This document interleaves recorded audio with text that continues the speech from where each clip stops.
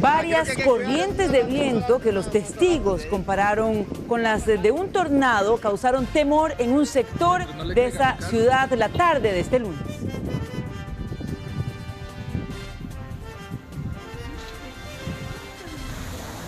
Este fenómeno provocó daños en al menos 4 viviendas y también en el tendido eléctrico.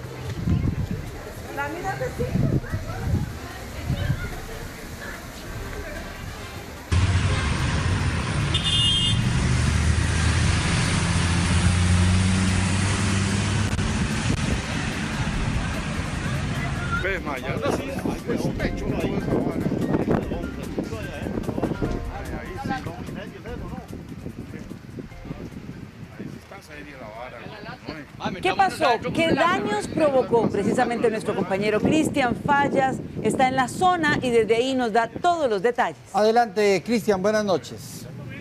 ¿Qué tal, Yenane, Jerry, amigos televidentes? Así es. Vamos a ver cuál carro va a ser el dichoso. Vamos a ver. Más de un cartaginés, sobre todo en el sector noreste de la ciudad de Cartago, donde nunca habían sufrido la afectación por los fuertes vientos. Este tornado empezó, según los propios vecinos, en el sector, por ejemplo, del barrio El Molino, subió por el barrio María Auxiliadora y terminó en barrio Fátima, donde precisamente hicimos un pequeño recorrido y hablamos con los vecinos que fueron afectados. Así que veamos la siguiente nota.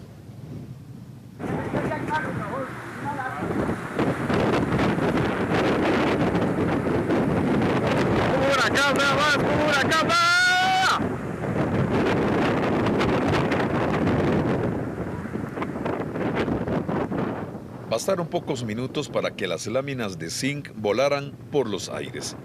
El sector noreste del centro de Cartago fue el más afectado por los fuertes vientos tipo tornado.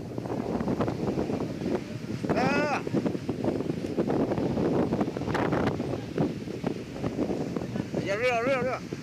No, aquí lo que hay que cuidar es esas latas, nada más esas latas de ahí. Ya pasando. Francine Quiroz vivió minutos de angustia al desplomarse parte del techo de su casa que se ubica en barrio Fátima. Yo estaba en mi cuarto cuando vino un ventolero y reventó la ventana aquí en el cuarto. Cuando salí al patio, lo que sonó nada más fueron las latas donde comenzaron a volar y a volar y a volar. Entonces, nada más escuchaba a todo el mundo gritando, o sea, fue algo demasiado sorprendente y fue todo muy rápido, no sé, o sea, no estoy como todavía como consciente de que lo que en realidad fue lo que pasó. Sí, se está buscando sus perritos. Ah, sí, por supuesto, era lo principal.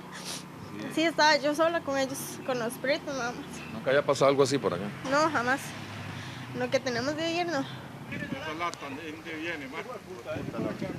Vamos a ver cuál carro va a ser el dichoso, vamos a ver.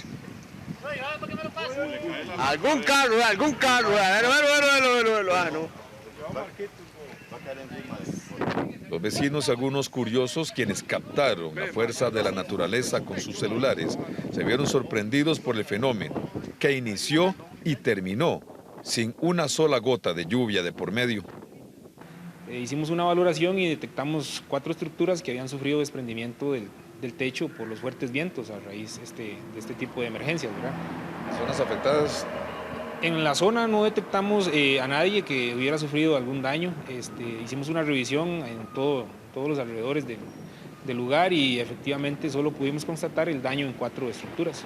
Algo del cortocircuito también por la fuerza del viento. El viento hizo que el tendido eléctrico en ese momento pues, hiciera cortocircuito, pero el mismo mecanismo que tienen las compañías eléctricas hizo que se desconectara automáticamente.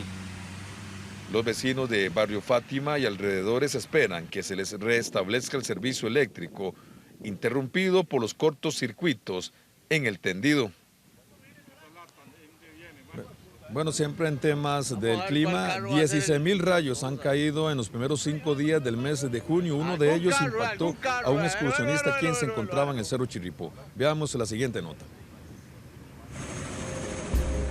Un hombre de 34 años es el sobreviviente a la descarga eléctrica. Se encontraba a 3.800 metros sobre el nivel del mar. Estaba de excursión en el Cerro Chirripó. Según testigos, el rayo lo impactó a las 2 de la tarde del domingo, pero su rescate se logró hasta la mañana de este lunes, 15 horas después. Dice que salió con un buen clima, cuando se encontraba ya cerca de llegar a la cima empezó a llover un montón con tormenta, entonces con un poncho y una capa que andaba se hizo un puño y se quedó esperando a que lloviera menos. A lo que él cuenta, se quedó dormido en medio de la tormenta y cuando se despertó dice que se vio el zapato quemado, la ropa quemada, no se dio cuenta que lo había impactado un rayo hasta que se empezó a ver las quemaduras en su cuerpo.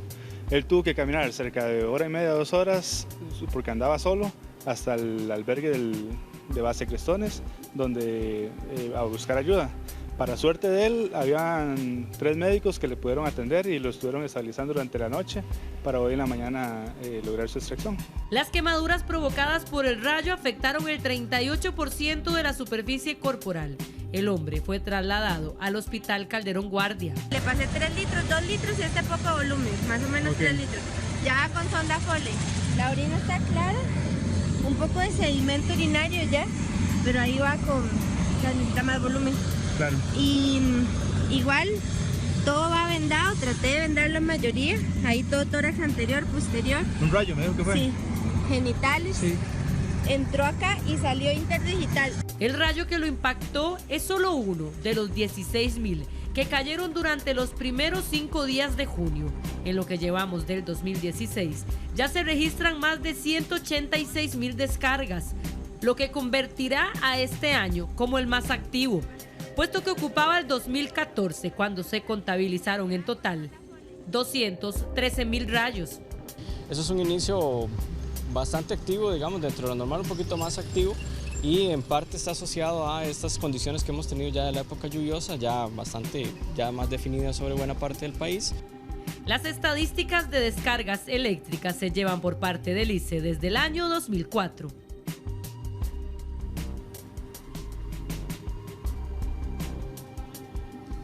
Bien, y pese a que la influencia de la tormenta tropical Colin ya es nula en el país, los científicos piden no bajar la guardia porque la humedad que se mantiene en la atmósfera, así como la brisa marina que entra tanto del Atlántico como el Pacífico, provocará tardes muy lluviosas, sobre todo en algunos sectores muy localizados, así que es el pronóstico para esta semana que inicia tal y como estamos acá en la vieja metrópoli, con una noche sin lluvia, por dicha para esos vecinos que fueron afectados por el tornado, y solamente para el día viernes estarán monitoreándose una onda tropical que viene haciendo fila a ver si va a tener influencia o no sobre el país. Esta es la información que les tenemos desde la vieja metrópoli, un reporte de Cristian Fallas para Noticias Repretel.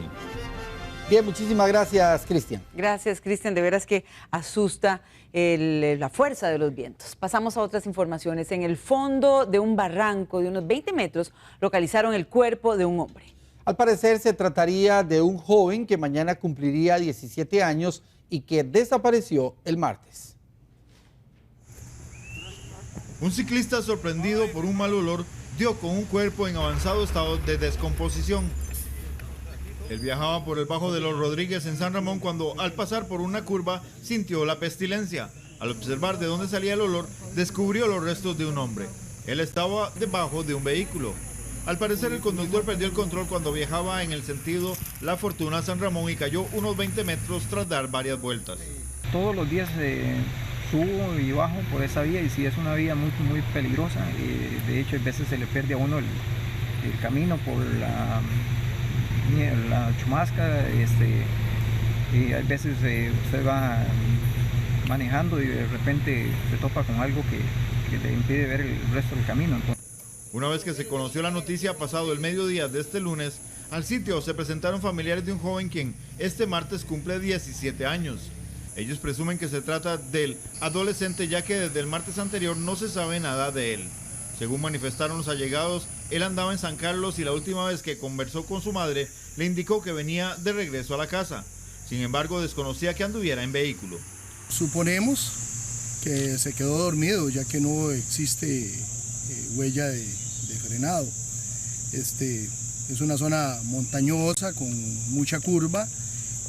Muy posible que esto haya sucedido en horas de la noche, con poca visibilidad, posiblemente hasta lloviendo. Y son factores que van a complicar en algún momento el manejo. El OIJ trasladó el cuerpo al Complejo de Ciencias Forenses en San Joaquín de Flores para realizarle la autopsia. Será allí y gracias a los exámenes que se podrá confirmar o descartar si es el joven o no. Entre el arroz cantonés, dentro de lapiceros, relojes y hasta cajetas, ocultan droga con tal de evitar a la policía. La inspección detallada en las pertenencias de estudiantes permite hacer este tipo de hallazgos a las autoridades. El tratar que la policía no les quite las drogas que tienen para la venta lleva a los sospechosos a idear los más originales escondites. Un ejemplo de ello es lo que hallaron un grupo de policías durante un operativo realizado en Birricito de Cartago. Así como lo ven, en sombrillas, bolsas, monederos y cajas. En total, los oficiales decomisaron 20 dosis de crack, apoyos y picadura de marihuana, así como artículos para su consumo. Como las personas, especialmente los jóvenes, se las ingenian para ocultar droga en distintos lugares curiosos, por ejemplo, en tarros, en bolsitas plásticas, en las medias, en los zapatos, en manzanas. Y es que un operativo de este fin de semana propiamente en Cartago permitió ver cómo algunas personas tenían droga ocultas en estos lugares curiosos donde tratan de distribuirla, comercializarla e incluso para consumo personal. En otras ocasiones se han encontrado hasta en cajetas, pasteles y cremas. La mayoría de estos decomisos se dan en centros educativos donde los estudiantes se deben cuidar no solo de ser sorprendidos por los policías, sino también por sus profesores. Otro caso que dejó a la policía sorprendida fue en Isla Chira, hasta donde enviaron una encomienda de arroz cantonés y en su interior había un paquete con 10 gramos de cocaína. Las autoridades piden a los padres a estar atentos al comportamiento de sus hijos y si tienen sospechas, hacer revisiones minuciosas de sus pertenencias. El volcán Poás hizo la erupción más grande de los últimos años este domingo. La explosión se dio a eso de las 9:40 de la mañana. La erupción formó una columna de vapor, sedimentos y agua que no superó los 25 metros de alto. Bueno, durante muchos años el volcán Poás ha manifestado este tipo de erupciones freáticas, ocurren muy frecuentes, de tal manera que si no se han alarmado desde hace mucho tiempo, pues para qué alarmarse ahora.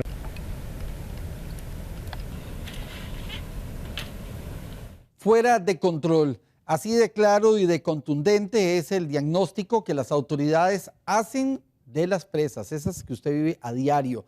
Mientras el tránsito dice que ya son frecuentes los episodios de violencia entre los conductores, una encuesta de la Contraloría señala que el tiempo de desplazamiento en las zonas urbanas ya supera las 2 horas.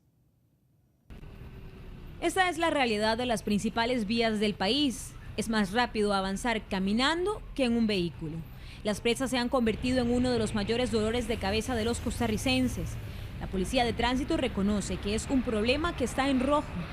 Sí, definitivamente la situación de los congestionamientos viales es un tema que está en rojo en nuestro país. Es un tema ya que alcanzó proporciones muy grandes, muy severas. Según la Policía de Tránsito, la solución podría estar en la contratación de más personal, construcción de más vías y hasta una restricción vehicular más estricta. Incluso el presidente de la República, Luis Guillermo Solís, anuncia algunas acciones en ese sentido. Para que se agilicen los operativos que permitan que haya una mejor circulación. Hay un tema real de limitación de recurso humano que hay que resolver. Esta realidad es respaldada por datos de una encuesta hecha por la Contraloría General de la República el año anterior. Reveló que el 25% de los conductores tardan hasta 2 horas diarias en las presas, que en 35 años aumentó en más de 778,000 el número de vehículos y que desde el año 1962 hasta el 2015 solo se habían construido 500 kilómetros nuevos, según la NAME. Cerca de 25% de las personas tardan más de 2 horas movilizándose ida y vuelta diariamente. Y cerca del 25% de las personas tardas menos de 45 minutos. Esos son los datos aproximados que se da. En este caso, una tercera parte de las personas opina que ese tiempo es excesivo. Para los choferes, las presas se salieron de control. Sí, claro. Sí. Pero es falta de que haya inspectores en los semáforos. Que siempre que hay inspectores en las mañanas, en las horas pico, no hay tanta presa, ¿verdad? Pues en realidad sí, desde hace mucho tiempo las calles son muy angostas, exceso de cantidad de carros, sí es un hecho que se salió de control. ¿Qué deja usted de hacer cuando está consumido en las presas? ¿El tiempo en qué se pierde? El tiempo de trabajo es muy valioso y sí se pierde mucho tiempo en eso. Sí, por supuesto que sí, demasiadas presas, no es como estamos aquí. Incluso el estrés ha provocado enfrentamientos con armas.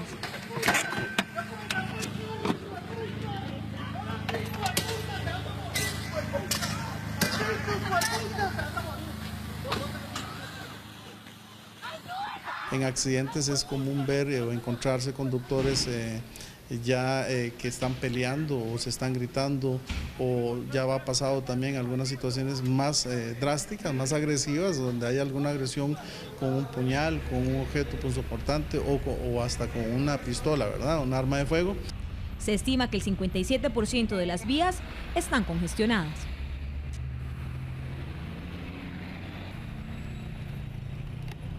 En pocos días, 3 autoridades policiales podrán hacer multas de tránsito. Esto debido a que 28 oficiales de la fuerza pública serán juramentados para cumplir con estas funciones.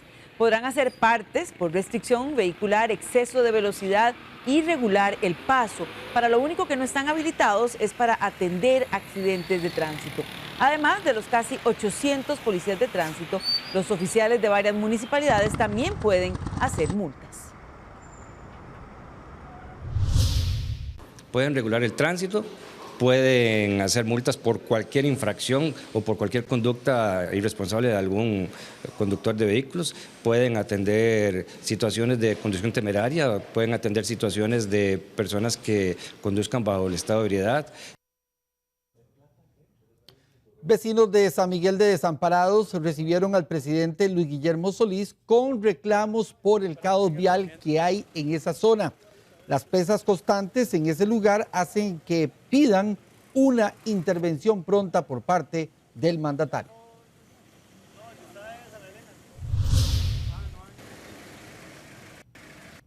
Estamos cansados, que estamos hartos, que de verdad en San Miguel de Desamparados necesitamos un cambio ya, de verdad, porque más que un problema vial, es un problema de salud. El estrés en las oficinas, el estrés en las casas y todavía el estrés en las calles puede terminar en algo malísimo. Es posible que uno coge el bus en San José a las 4:30 y a las 7:30 está llegando acá. Y eso es en la noche y en la mañana peor. Hay gente que viene y empieza a caminar desde las 6 de la mañana porque no puede coger el bus, demasiada presa. Con la autorización del MOP, Riteve recibiría más de 1.000 millones de colones al año con el aumento de su tarifa. El acuerdo es para que la revisión técnica mejore, esto es importante, los equipos que controlan las emisiones al medio ambiente. Desde hace 11 años, la tarifa por la revisión técnica no varía, pero a partir de julio costará 993 colones más. Un acuerdo entre la empresa Riteve y el MOP permitió el aumento que se aplicará en 3 tractos y generará ingresos superiores a los 1.000 millones de colones, si se considera solo la primera inspección. Nos hace una solicitud, una lista de proyectos que ellos ven, como les decía, urgentes para solucionar estos problemas, y obviamente pues tras esa solicitud nosotros pues una vez más le explicamos que para hacer toda esa inversión requerimos pues de alguna manera volver a tocar este tema de tarifas que por más de 10 años hemos intentado. En el 2015, 1.037.325 carros hicieron las pruebas por lo menos una vez. Si el servicio es mejor, vale la pena el aumento, pero hasta ahorita yo lo veo bien y no tuve ningún problema. Si fuera una revisión de verdad a conciencia, yo estaría de acuerdo, 1. Y 2, me parece que es una estafa porque le cobran la reinspección a uno. Si no le cobraran la reinspección estaría de acuerdo. Pero pues en realidad no me parece, porque realmente el servicio en realidad pues no es así como para mí no es buena calidad. En realidad cuesta mucho pasar un carro, piden muchas cosas.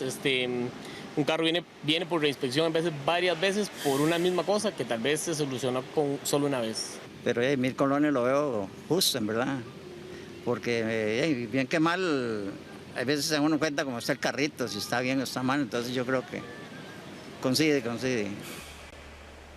A solicitud del MOP, las inspecciones de gases serán más rigurosas. Esta es una de las 3 faltas graves por las que los carros van a pagar reinspección.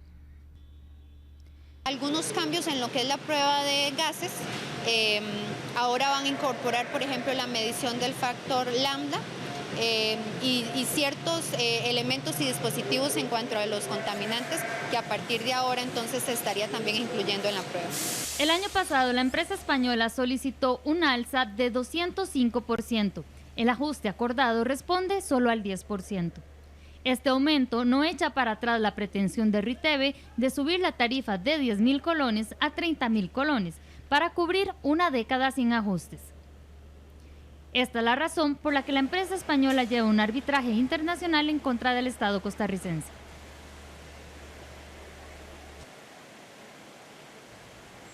Dormían dentro de su casa en Río Jiménez de Guásimo cuando un violador entró, amarró al hombre y se llevó a la esposa para atacarla. Bueno, y el responsable de esta agresión es un exreo que gozaba de un beneficio carcelario desde hace 6 meses.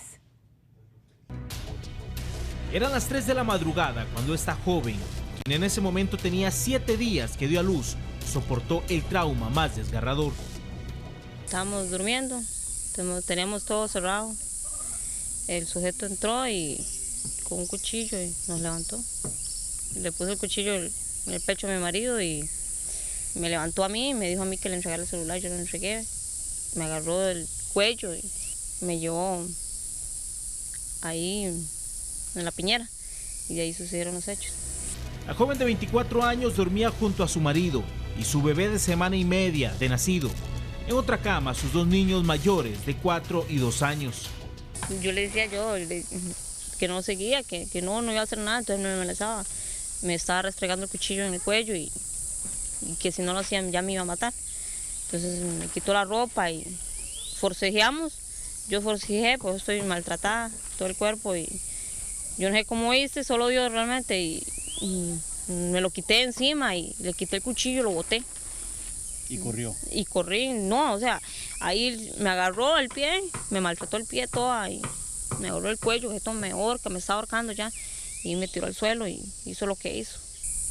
Me amordazó y en el instante pensé que no era solo uno, pensé que eran varios y ya ahí me sentí inútil porque la tenían a ella, pensé que debió haber sido varios, pues la van a matar, me matan a mí y matan a los Willas.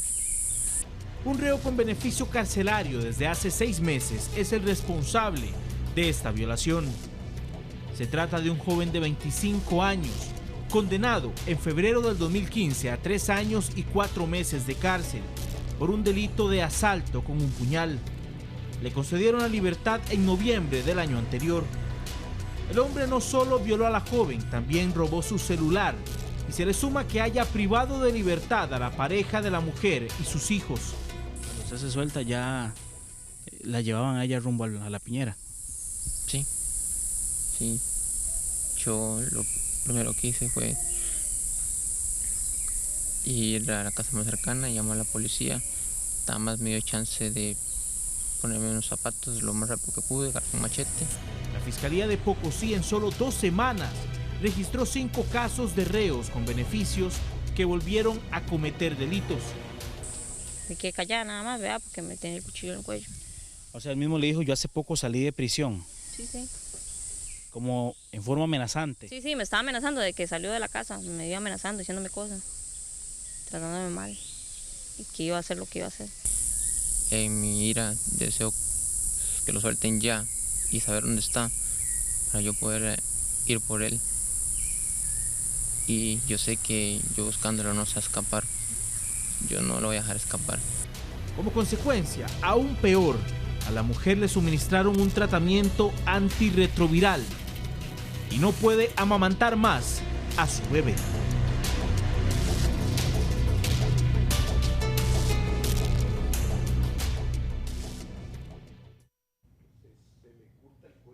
Y sobre este tema tenemos datos. Hasta abril, 25 personas de las liberadas desde 2014 por el Ministerio de Justicia cometieron delitos. Por eso surge una pregunta que es fundamental. ¿Quiénes y cómo toman la decisión de cuáles privados de libertad saldrán de la prisión? Se lo contamos. Una golondrina no hace verano, no quiere decir que todos los que salen sean peligrosos, que sean violadores, que sean asesinos y que vayan a reincidir. Todo lo contrario, pareciera ser un caso excepcional.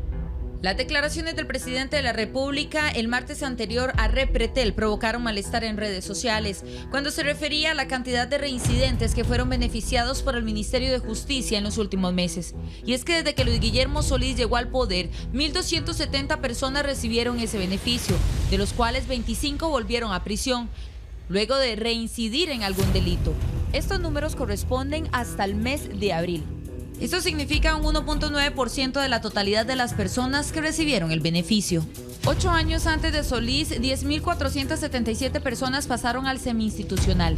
313 de ellas volvieron a prisión por cometer un nuevo delito.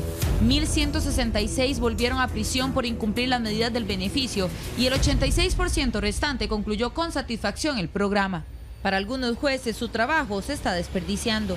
Penas de 5, 10, 15 o 20 años, una vez que el condenado sale del Poder Judicial y llega al Poder Ejecutivo, están convirtiéndose en penas de 3, 4, 6, 5 meses, y ese es un mensaje muy negativo para la población.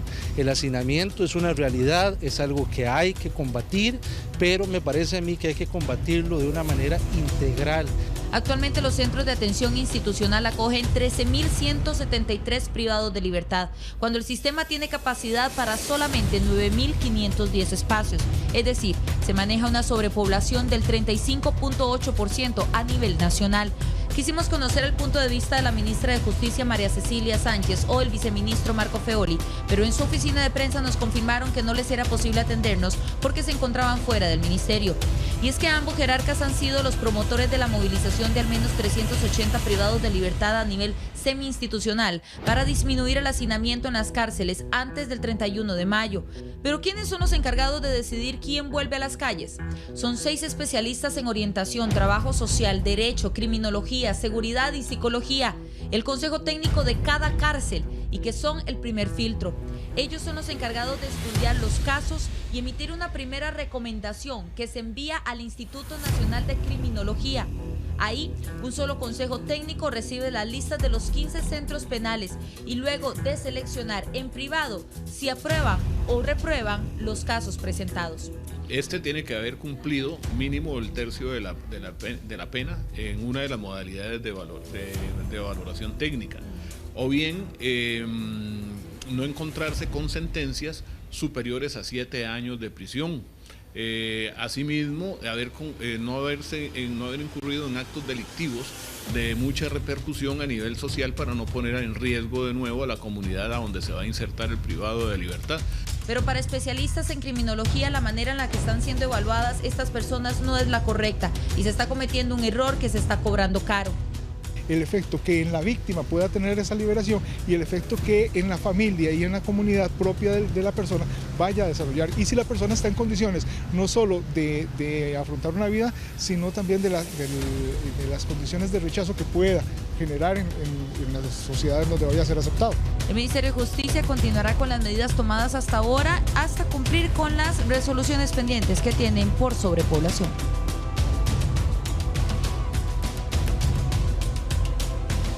Para el abogado penalista Juan Diego Castro, la reacción del Ministerio de Justicia y la circular de la cabecera de esta cartera es, dice él, una burla a la ciudadanía.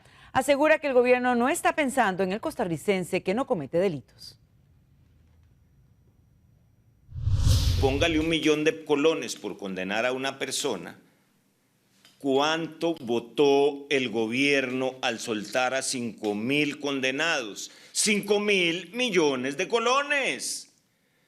El gobierno debe ser consecuente y hacerse totalmente abolicionista y cerrar las policías, el Ministerio Público, los tribunales penales y despedir a los 5 magistrados de casación que están calladitos.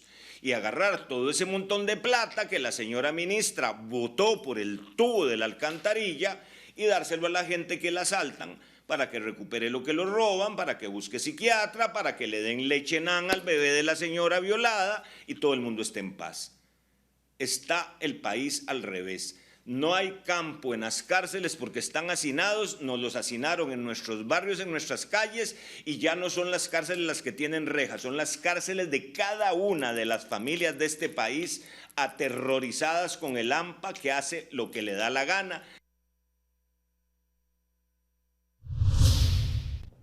A pesar del malestar de muchos, en el Ministerio de Justicia aseguran que la medida continuará para cumplir con las órdenes de altos jerarcas de disminuir el hacinamiento en los centros carcelarios.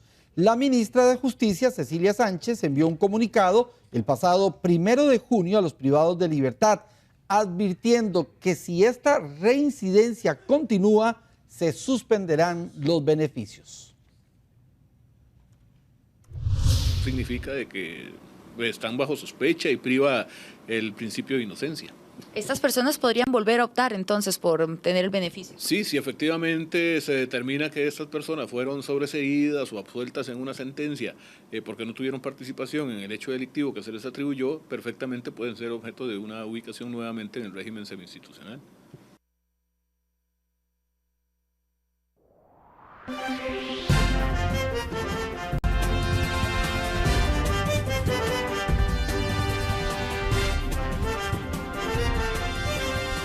Muchas gracias por continuar con Noticias Repretel. ¿Qué le parece a usted? Un proyecto busca declarar feriado el 17 de junio para celebrar el Día del Padre. La propuesta, eso sí, descarta que sea de pago doble. Los padres también se merecen tener su día. Esa es la propuesta del diputado liberacionista Rolando González. Él propone que el 17 de junio de cada año sea feriado por el Día del Padre y no el tercer domingo del mes como sucede ahora. Tenemos el derecho y el deber de agasajarlos, dándoles amor todo el año, pero utilizando una fecha concreta para las acciones correspondientes a esas manifestaciones de alegría y de amor entre padres e hijos. El proyecto de ley presentado no incluye el pago doble, como sí ocurre en el Día de la Madre, el 15 de agosto. La propuesta provoca apoyo entre los costarricenses. Me parece muy importante porque realmente el padre es una de las bases del hogar, el principal base del hogar, como la madre también. Me parece justo, no solo nosotros las mamás tenemos derecho a tener un día feriado. Que se perdería una tradición muy bonita que es un tercer domingo de junio. Creo que ya Costa Rica tiene suficientes días feriados. Quienes impulsan el proyecto buscan los votos para que la iniciativa se apruebe en corto plazo. Los empresarios informaron esta tarde que aún desconocen el proyecto y emitirán un comentario más adelante. Una campaña invitó a las personas a llevar a las farmacias los medicamentos sin utilizar que tenían en la casa. La iniciativa sirvió para evidenciar la gran cantidad de medicinas, escuchen ustedes, que lamentablemente se desperdician. Lo que más llegó fueron las medicinas de personas con padecimientos como presión alta o diabetes. Esto es más o menos lo que han traído aproximadamente en una hora. Aquí podemos ver medicamentos desde acetaminofén hasta medicamentos para la presión, medicamentos que son realmente importantes para los pacientes, que pueden afectar en su salud, incluso antibióticos que no debería sobrar.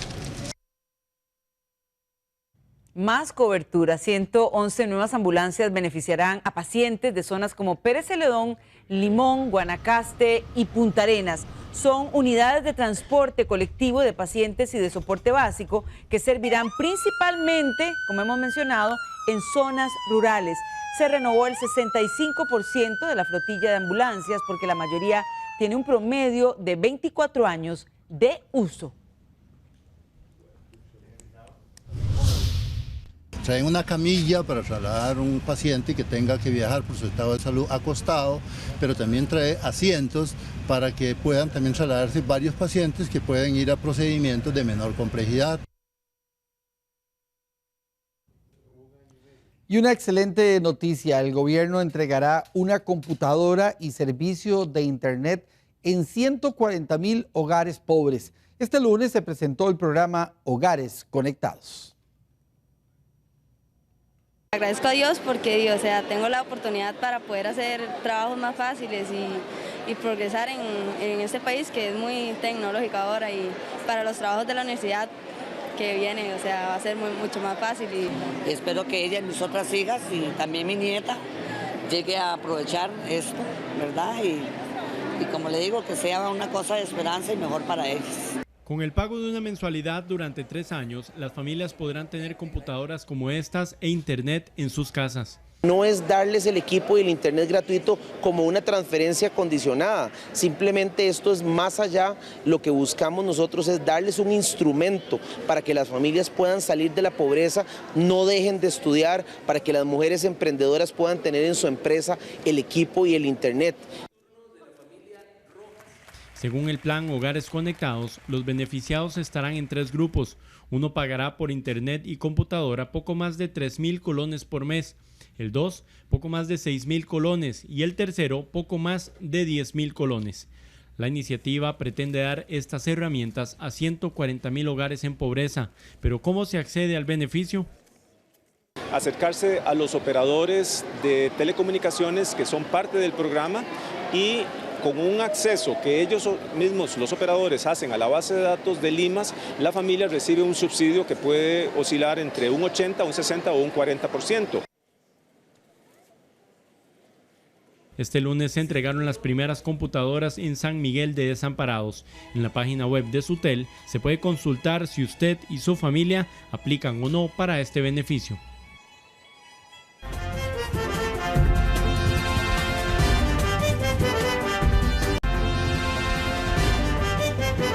Hay fútbol, así que hora de irnos, Jerry. Platillo fuerte, Argentina enfrenta a Chile en la Copa América Centenario, y por supuesto que usted lo va a observar a través de Canal 6. Esperamos un buen partido entonces. Gracias. Muchísimas gracias por Buenas su noches. compañía.